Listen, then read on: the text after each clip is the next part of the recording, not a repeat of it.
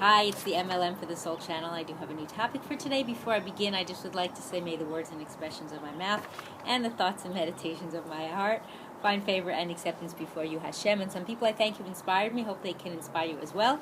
I will have links below this video to their sites. They are Rabbi Shalom Arush, Rabbi Lazer Brody, Rabbi Yosef Mizrahi, Rabbi Eli Mansour, Rabbi Lon Anava, Rabbi Yuval Ovadia, Rav Daniel Asore, Nisan Baruch Black, David Sachs, Rabbi Michael Skobach, Jews for Judaism, Rabbi David Ashir, and Rabbi Ron Ruvain.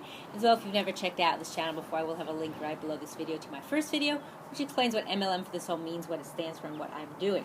So today's topic is called Showing Sensitivity to All. Again, this is from email, A Portion of Kindness by Rosalie Saltzman, and this is on Parshat Mishpatim.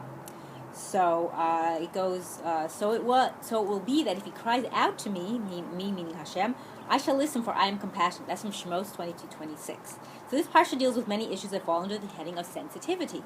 Sensitivity to the slave, sensitivity to the poor, sensitivity to the convert, to the widowed and orphan, to the maiden who was seduced, even to the dogs of the field.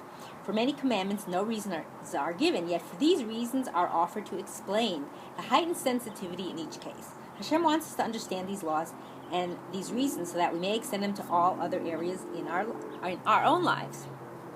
The same way we have to consider the sensitivity of slaves, we have to be sensitive to the feelings of our hired help.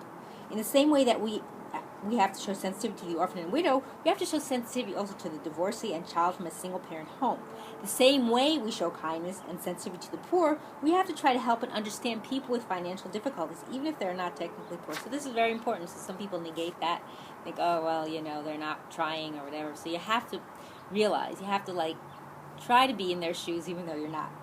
We are even meant to consider the need of the land to rest and the burdens of people we hate. This parasha contains the quintessential laws of kindness that distinguish the Jews from every other nation.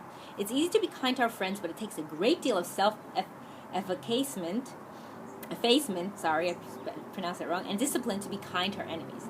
That is very true. It's reasonable to demand that we be kind to people, but to be kind to animals and to the earth, that takes much greater sensitivity. I tend to be kind to them. I like them. Giving up a whole year's harvest takes a great deal of faith, so that's true too. In our striving to emulate Hashem, we must be compassionate, and that involves having heightened awareness about how each word we say and each act we do affect others. That's another thing.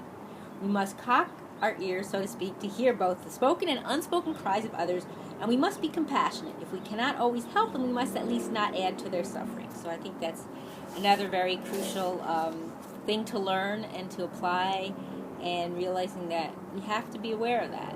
Sometimes it's better if you think something and you don't think it's going to be right to say or might hurt somebody, then maybe don't say it, or maybe think for a few minutes before you say anything.